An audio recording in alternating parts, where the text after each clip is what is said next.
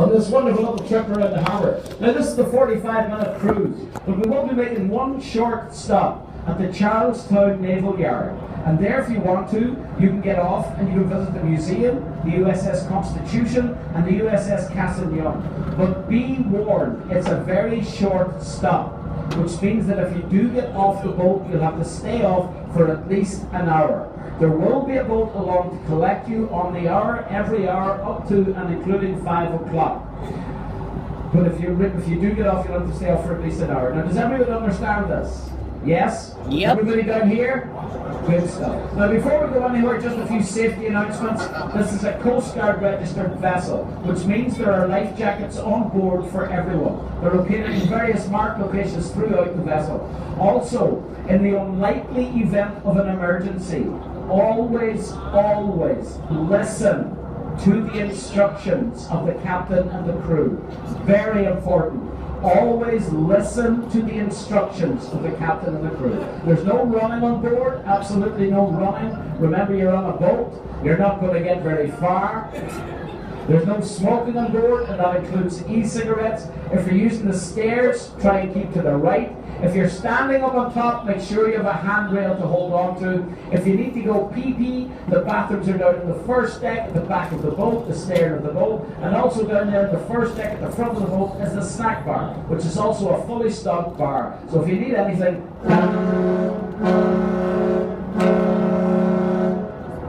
and that was the most important bit. Now, Boston. I'm sure all of us here today, we all have a certain amount of pride in where we come from, do we not? We do, of course. But you will find, if you get talking to these Boston people, that they are fiercely proud of their city.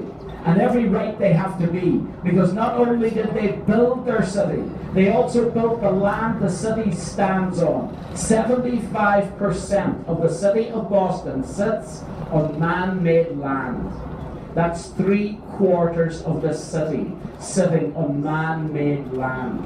Now, more than this, every piece of land you see touching water around the inner harbour today is man-made land. And how this happened was through a process called the wharfing out of Boston, which basically means, now that was a wharf you were standing on waiting to get on the boat. Now these wharfs were built out and into the harbour. Walls were then built between the wharfs. Soil from the hills was then pushed into this space, displacing the water and therefore creating man-made land. And in this way, 75% of the city now sits on man-made land. But now a lot more about this later, but first we've only turned a corner, and already a true superstar. Oh, by the way, there's a lot of people here from different countries today. So let me welcome you all to the United States of America! And to the rest of you, welcome to Boston. But now, if the starboard side of the boat, the right-hand side of the boat, in the distance, you'll see a rusty iron bridge. On the other side of that bridge, there's a place called Griffin's Wharf. And indeed it was here, on a cold December night in 1773, Samuel Adams and the Sons of Liberty, dressed as Native Americans, crept aboard 3 ships. They took the contents of these 3 ships and they threw it into the water. The contents being tea, with the rallying cry, no taxation without representation. Representation, exactly. For the colonists were getting heavily taxed by the British Crown, and they were not getting politically represented. They were not very happy with this. And this is the event that kick-started the revolution, and has since been known as the Boston Revolution. Party. Of course it has. Now, the bridge, by the way, this rusty iron bridge, this is the Northern Avenue Bridge. This was designed in 1905 by students from MIT, no less. Woo, indeed. Except today, it's stuck in the open position. It won't close.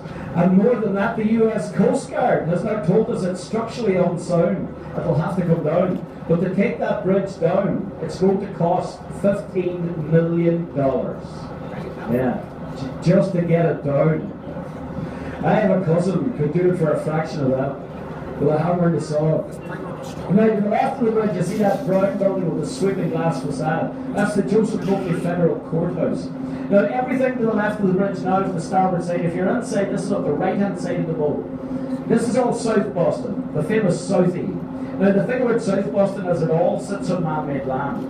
All of South Boston sits on man-made land. This was at one time all part of the harbour. Now, this area of South Boston that we're looking at now, this is called the Innovation District. This is the business side of South Boston. And it's a very young area of Boston. But to give you a little idea just how young it is, coming up on the right, you'll see this little 4-story building with the overhanging bit.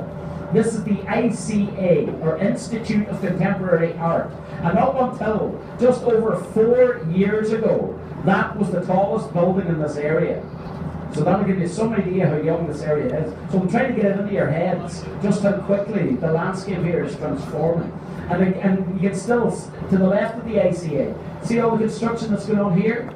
This is Pier 4, the famous Pier 4. And Pier 4 is famous for one thing, and one thing only, a restaurant.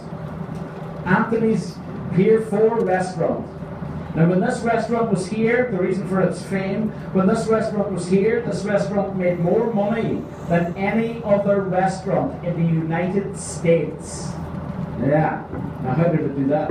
Was it the food?